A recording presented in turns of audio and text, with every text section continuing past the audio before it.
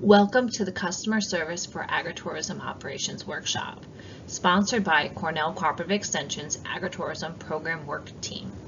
Welcome to Contact Me Within Reason. I'd happily, if you have a farm stand, I'm happy to, pop in and play. We're going to talk about it a little bit later, sort of mystery shopper. Not really a mystery, though, if you asked me to be there and you know who I am. And to go over, some things that might could need improvement. So let's talk about quality customer service. So factoid, every person that has a good experience tells one person. Somebody that has a bad experience tells 8. So you want to have, 8 times as many good experiences bad just to even it out. So loyalty is important. Part of the reason we have good customer service, because we're going to build loyal customers. We want loyal customers because they are the most profitable. Loyal customers require the least amount of advertising, the least amount of marketing. They know where you are. They know they're going to come back. They know what they want. They're satisfied already. And so they need a lot less input for as much or more output. They're definitely going to buy when they show up because they know what you got. So you want to keep the good customers, and keeping the good customers, keeping them loyal, comes back to customer service. So we have a first impression. What's the first impression of the new customer? Is the place clean? Is it easy to get to? Are the signs good?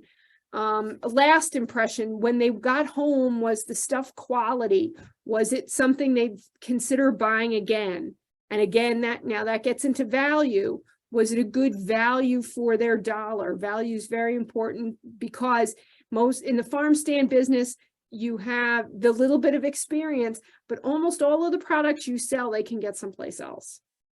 So you're selling the experience. Maybe it's not exactly the same product, but is it the value? Are they valuing it? Not only the experience, but that product you've offered them at more. Communication signs, how much things cost. This is really important. Prices on things, clear pricing, and other things about what's going on, where they stand in line to get online to pay. The worst thing that happens is you get on the wrong line and then 20 minutes later find out you were supposed to be standing over there and you could have checked out already. Staff interaction. Are the staff friendly and outgoing, willing and able to answer questions? We'll get to that in a minute. And can they solve a problem? We're going to talk about this a little bit too if somebody has one. So the first step is hiring well-selected, managing, teaching, training, well-managed, well-trained, and happy employees. They're who get you good customer service. Because unless you're really teeny tiny farm stand and you're the sole person that every customer is going to come in contact with, you have to work on hiring and personnel management. So how to build good employees. I'm just whipping through this list. It's a short list, and it's got a lot of meat behind it. This is just a skeleton. So position descriptions, you should have position descriptions. They can be as simple as 1 page. I don't recommend that. Probably at least a few pages that refer back to a policy manual if they are only a few pages. And that you have all these things. Employees need to know how to do their job well. And yeah, you can tell them once, but everybody needs to hear things like 8 times before it really sticks. So you want written things, and you don't want just one copy. When they're hired, you give them a copy. Maybe you ask them to hand it back in like a week or 2 so that they can go through it. So you don't have to make a copy for every employee that's only going to work a summer or something. But describing what they're supposed to do, and then the policy manual, how they're supposed to do it, all the other things in the policy manual, emergency procedures, all those things go in there, including uniform and dress code. If you have a dress code, you need to be specific about it, and you need to enforce it for everyone equally. We'll talk about that little issue in a minute. But and if you hand them a t-shirt, You need to give them more than one, company t-shirt, so-and-so farms, especially if they're working more than a couple days a week. They need the opportunity to wash them and dry them. You cannot assume they have a washer and dryer in their homes. If you want them to be clean every day for work, you might have to give them like 3 shirts or 4 shirts. Do you have a bonus for good work? What's the system for reprimand? Please make sure it's as fair and equal as possible as their family. I put in their eye roll, because family often is exempted from both fair and equal treatment in comparison to other employees, and that's going to be hard. So if you have, and it's not immediate family, not owner family, but let's say a cousin or a niece or a nephew or somebody else's kid that's like family, that might get away with some stuff that really brings down morale for the other employees. So it's really got to be fair and equal. When there is a reprimand, it must be swift and certain. As soon as you find out about it and it meets, whatever is in the policy for that, that's why you write the policy. Spend the time writing the policy for all of the possible eventualities so that it's clear and everybody understands. And you may have to let somebody go. You can't be afraid of letting people go. I know everybody's always short on employees and it's really hard, but then it just gets worse. The other employees like, oh, well, if he can do it. And that's the truth. And of course, resentment breeds bad service. People are not happy with their job because they're not happy with their employers. The customers will pick up on it. And so that's, they're going to be lacking in customer service. And who can handle, think hard about who can handle responsibility. So, you have many levels of management, probably. And so who's the next level up in supervision and the next level up above them before they get to you? So who can handle that responsibility? Know that it's not always a function of tenure or their relationship to the business. Just because they're an owner of the business, family member owner, doesn't mean they're capable of supervising people. That might not be their thing. Their thing really should be just, I don't know, driving the tractor for the hay rides or just working out in the field because they don't like people and it shows. So don't automatically make the person that's been there the longest or the person just because they're family or owner a supervisor of other people. So employee action, inaction, these are just some things that, you want to point out in training, that employees shouldn't be sitting, leaning when they're if they're standing behind the counter because there's nobody, they're waiting to check somebody out and there's nobody in line. There's no sitting. They shouldn't be eating, and eating in front of the other customers for lots of reasons. Taking a sip out of a water bottle, that's totally cool, or having a cup of coffee behind the counter, that's up to you guys. But the eating thing is really shouldn't be done. At least in this part of the state, we have a lot of kosher customers. And should I eat a piece of food, depending on what the food is, but also just touching my mouth, I can now make their food no longer kosher. Because it's about molecules. So similarly with halal, again, depending if you're eating a ham and cheese sandwich behind the counter because, you didn't get a lunch break, somebody didn't get a lunch break, or it's just how you want to spend your time because your lunch break, you're going to go do something else. It's Department of Health doesn't like it and it's just not. So you need to address that. And there's always something to do. There is, the standing or the standing around or the sitting. There's always things that can be dusted. There's things that could be cleaned. There's things that could be straightened. You want to hire an employee that sees those things on their own, but if you don't, you need lists. Teaching them to say, can I help you? Or do you have any questions? If you have, it's always good to hire a foodie, like a mature adult who knows things about food and knows things about cooking. You might have to pay them a little bit more just to stand around, run the cash register, but they know how to how to make an apple pie. And so not just which variety of apple, but all the other things that you would include. And, we have this in the store and you need this and you need that.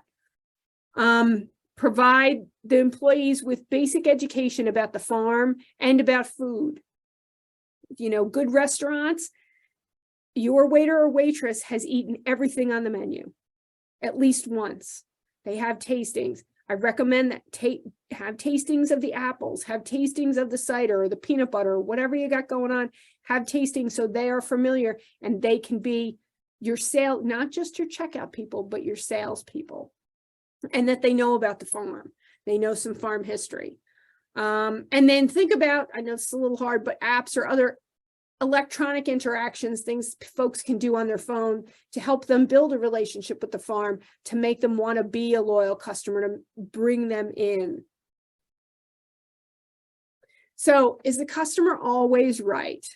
No, they're not, but we have to act like they are.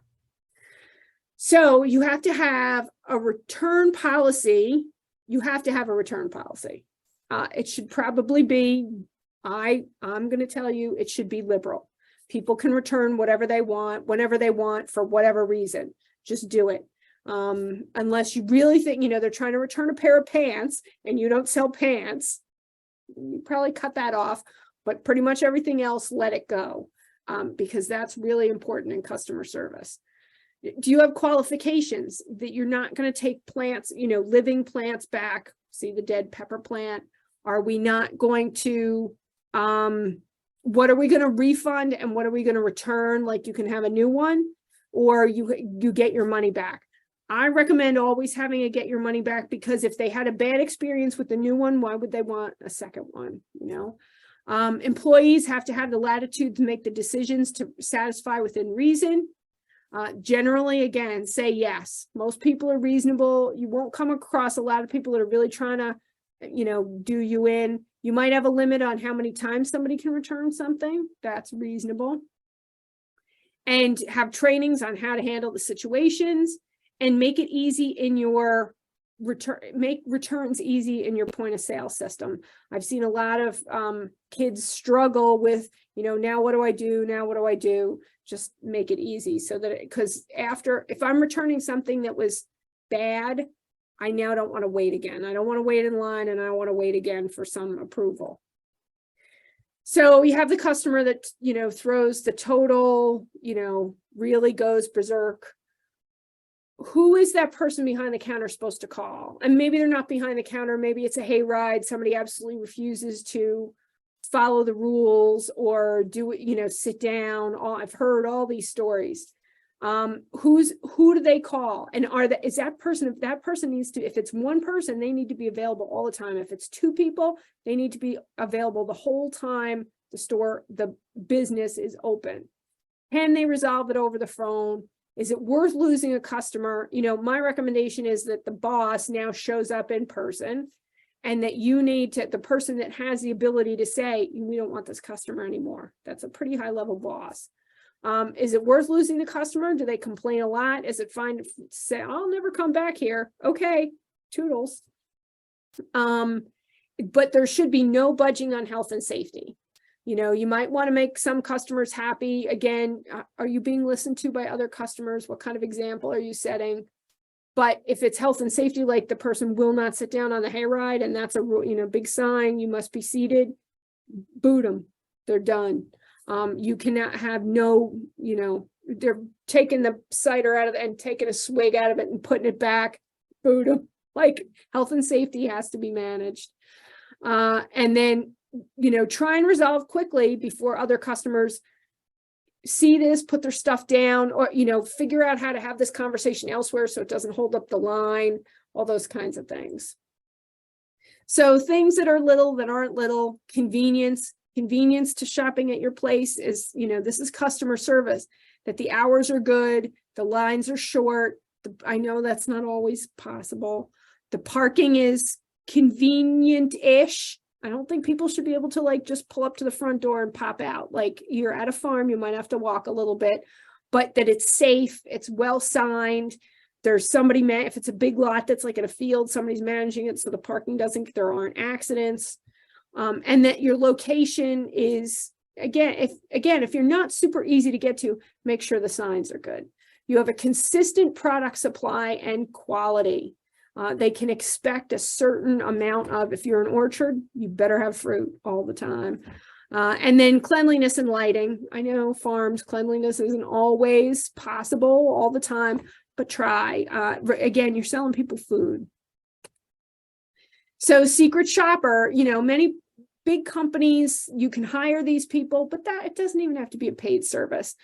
Find somebody that's unfamiliar with your business. I'm happy to do it. Maybe your other extension, just to walk through and be like, gee, I don't even see where the cash register is. Even if I got stuff, I don't know where to go. Or how do I buy tickets to get on the hayride? And where do I, like those kinds of things to sort of sort that out. There was a recommendation in another talk that I heard last year that you should do this with fire and police as well. So have the fire company show up, have your police show up. If you can get somebody to volunteer and come and walk through and look for safety issues, I'm recommending that you have somebody walk through and look for customer service issues. And then they'll make you recommendations, or you walk with them, and because it's clear to you, it's like proofing your own, writing, your own letter, the thing you wrote it, you know what you mean. You need somebody else to look at it and say, I don't even know where this is, or I don't know where to go, or I don't know what to do. You don't want people frustrated. So signs, lots of signs is what I can say. So my time is up. Okay, great. So good afternoon. Thanks for sharing our lunch break together. I am going to really piggyback off of Mary's presentation. She gave a great forest level view of customer service, specifically from a CCE vantage point. And I'm going to talk to you a little bit about our customer service goals at CC Sullivan, really through the vantage point of our Sullivan Fresh initiative, which has 3 separate branches, which is the mobile markets. We have a static farmers market and a community cupboard. The mobile market has 7 different locations that operates from July through October. Our Monticello market has a similar seasonality and happens once a week. And our community cupboard is all year round and happens 7 days a week and is delivering food up to 500 people. And that's happening for free, essentially, to the consumer. So I'm going to talk about kind of the 3 main things that we do to set ourselves up for success. And so we try to take this approach of preparation. Like, again, Mary mentioned, it's really the key to success. So having a plan, it means you're more likely to succeed. So our mission with Sullivan Fresh is to provide fresh local food to our community with as little barriers to that as possible, so we can improve community health. So to achieve this, we create a really cohesive brand. We try to make it light and bright and welcoming to the consumer. Our mobile market truck matches our tent, which matches our signs and our outreach. And so people really know what the experience will be like and what we offer, and can even see us driving down the road and see the parked truck and kind of put it all together as they see it throughout the community on different days of the week, whether they're stopping there or not for the first time. We do try to create some efficiency through signage. So signage is super important to everything we do. We prepare by setting the stage. We create the market with ropes so that there's a clear entryway, how to purchase the food, unlike some markets like the Monticello market, which has many vendors. The mobile market's a little less traditional, and so we often actually serve the customer directly. This has to do with our staff capacity, as well as creating an efficient way for the customer to get in and out and actually purchase all their food. I'll get into this a little bit more, but we offer different types of currencies and ways to pay for the food, which is about our accessibility. But this often can be a bottleneck at the cash register. And so unless we had more staff, that would create, a lack of flow in terms of the farmers market experience. And so we've created signage, created a format and set up so that all of that is essentially going to the best of our ability with our capacity. So, if you walk in, you're getting served within a minute or immediately, and you're able to get in and out within a reasonable amount of time, just like you would going into a store. Safety, again, is one of the big priorities for us at all times. We want it to be sanitary. So we're wiping down tables, equipment before and after setup. If there's any ready to eat produce like apples or fruit that people are going to be eating there, we make sure that we're handling it with gloves, or that we are using hand sanitizer and that the consumer is using hand sanitizer. We take biosecurity very serious. And so we're washing our boots before and after coming to the office. This is similar with our programs going on and off farm. And so setting the stage for all of this, for it to be accessible for both the consumer, like a hand wash station. We had a lot more protocols during COVID, but these are always good protocols to have when purchasing or handling food. It's important when we have cooking demos to provide shade and chairs for people that are more vulnerable, like children or elderly audience members. They're often a big part of our audience. And so just being aware of what their needs are and how far they are from the parking lot and how long they will be standing in the sun for, whatever educational experience they may have come for is just really important for, again, them having a positive experience at the market and wanting to return, tell a friend. And sustainability is sort of our third biggest concern. And I would say that's about expectations as well. So we really try and create a consistent schedule. So that means our days and times of the weeks don't change. We do add to them over the years, but we don't try to change them, as word of mouth is a really important form of marketing, and changing locations can really change the perception of its availability and if it will continue to change forever or in perpetuity. Having consistent days and times and inventory so people know what to expect when they get there, even though we talk often and educate often about the seasonality of produce in the Catskills, we still try to provide things that are very accessible and familiar to our audiences, so that we're not being dictated by our procurement process or our local farms, but really trying to add a variety of food for kosher audiences, for vegetarian audiences. We really try to make sure that everything is clear and consistent throughout the season. Part of that is having adequate and trained staff, which means enough staff so that people can have sick days, people can take vacation. There is a reasonable flexibility within your core team so that if things happen, cancellations aren't the backup plan. Adequate trained staff means that they're prepared, which means, again, you've provided uniforms if you expect that. You've provided the proper transportation, or have a plan, have planned that out for them, all the equipment that they might need. These are all sort of the things that we try to provide for our staff and keep, tight throughout the season. I'm going to show you a couple more pictures of our setup, which just shows how friendly we try to make it. Again, we like to showcase all of our fruits, vegetables, so that people know what they're buying. We keep price tags on everything, so it's obvious, as well as we choose to do it in a unit size so that there isn't, they're not purchasing by pound always. And this just makes the process a little simpler when we're checking people out, as opposed to them picking up their own produce. So that's sort of a strategy that we used for the mobile market that's different at a static market like Monticello. And we would adapt that for anything based on the customer experience. And so that's really feedback that we had from setting up this market. Again, these are some of our branded materials. You'll see that we make it really obvious what inventory is kosher, so that people don't have to ask, that they know that it's available and that they can just say what they need. So it creates less barriers.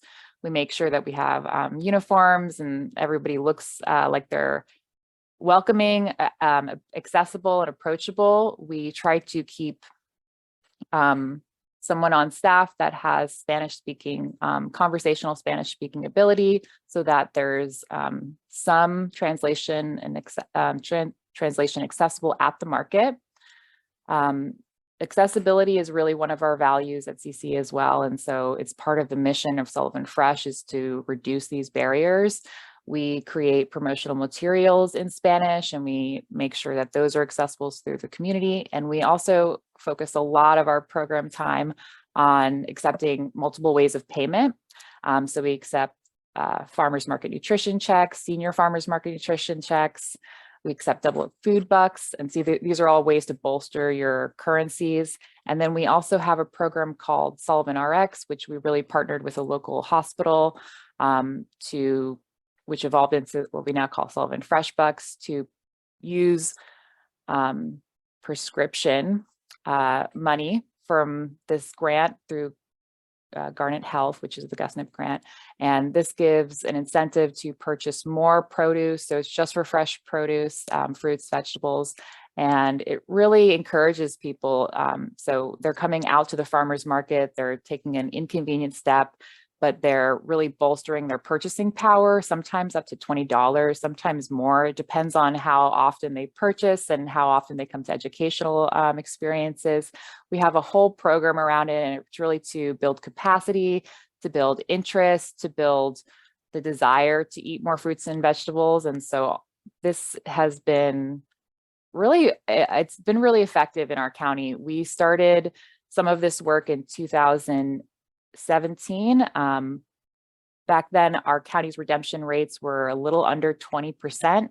And within the last reporting year, our redemption rates are over 75%. So we're just thrilled with the ability to see that impact in our community, especially a vulnerable community, that those dollars are being utilized and that they're getting local food that's fresh. So that's some of the things that we try to do at that program for customer experience. And we always remember our hats, which are CC professionals. So we try to stay non-political. We strive to stay available to our customers and always educate them about the experience, because that's what it is. There are more convenient ways to buy food. There's a lot of food available in the USA. And so taking care and purchasing this way shows your value in your community. And we really want that experience to be meaningful to them as well. So yeah, that's all about the experience. We want to stay empathetic. We want to stay curious and patient.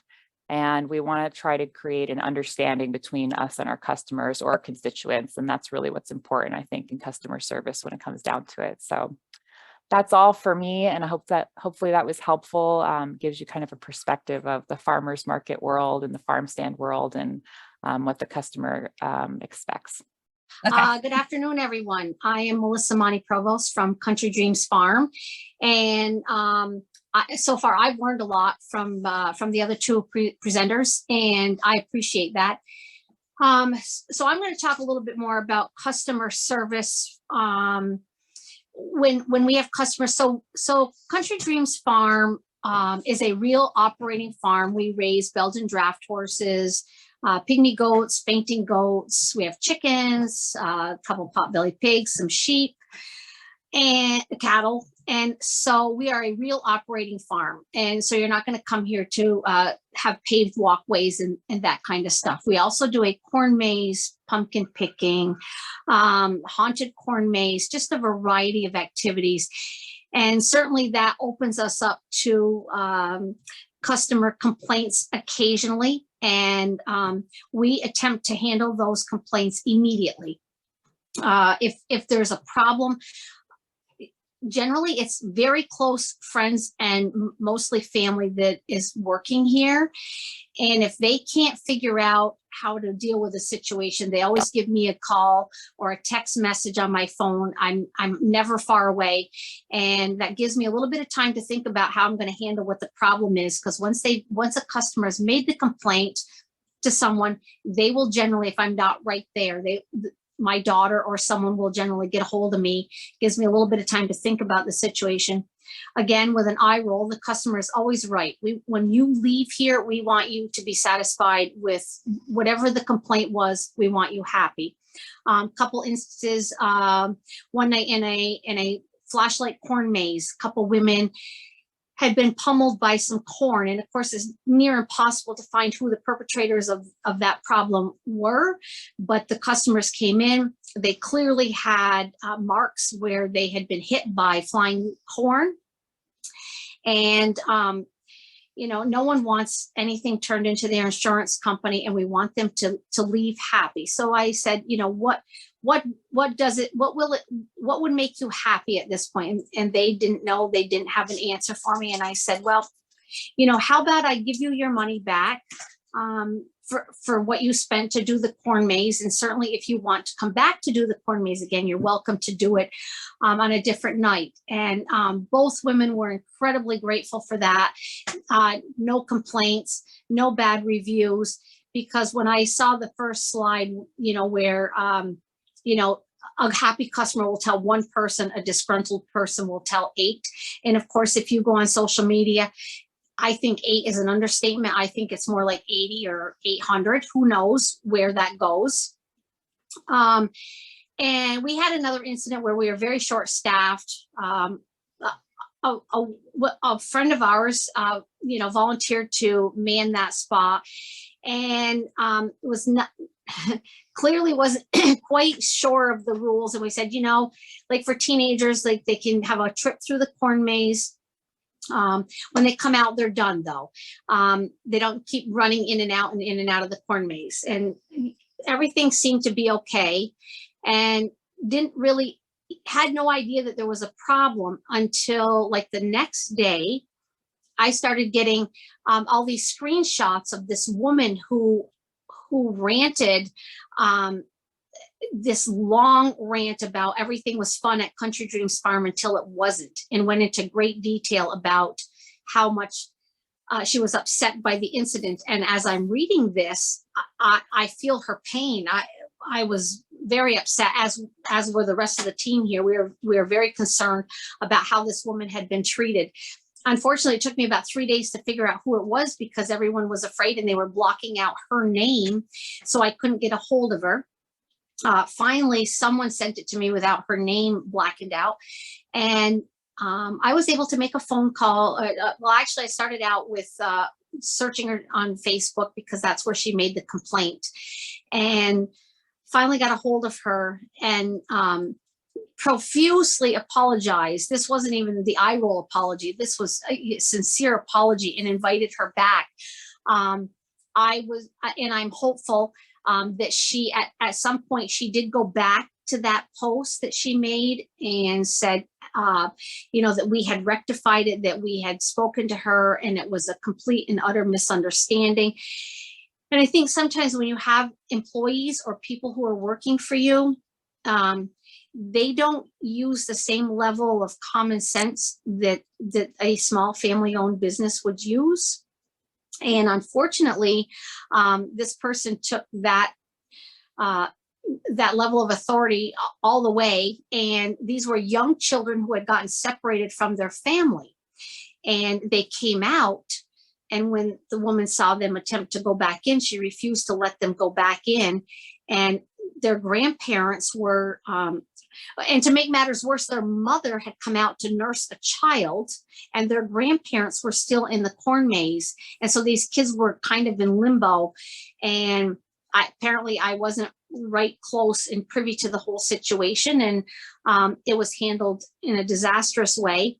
So now we try to be much more clear about our expectations, but go one step further and say, unless there's destruction or something happening, the customer always has to be right. And so we have refunded money. It's rare, maybe one time a year this might happen. If someone gets a bad pumpkin, we do forewarn folks at the beginning of the season. If you want to buy a pumpkin in September, we forewarn you that it may not go to the end of October. That's not saying that if you come back and you complain, you're going to get a new pumpkin. We don't broadcast that, but we want the customer base to be happy. I would rather you leave no review than to go on and leave a negative review. And we encourage people who have had a good time, who tell us, oh, that we've had a great time here. We encourage them to then go back and leave us a review. But ultimately, at the end of the day, when you're a small family-run business living in a small town, the customer always has to be right. And there are people who have complained about, oh, you know, there's poop in the pasture or something of that nature. And so we do have a lot of signage around that attempts to tell people what they can and can't do.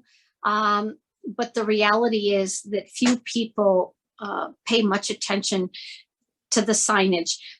And it's not always like someone says, well, you need to mark an electric fence. Well, we do mark our fences as electric fences because for the number of horses and cattle we keep, the fences have to be electric.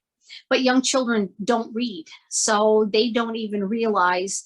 And so we, you know, periodically we have to, you know, explain when people say, why do you have an electric fence on? Well, because if your 3-year-old goes into a pasture with 2,000-pound horses, you would be aggravated. You would probably be sued. And so sometimes the customer's not right, and we attempt to explain this to them. But I would say by and large, most of our customers are reasonable.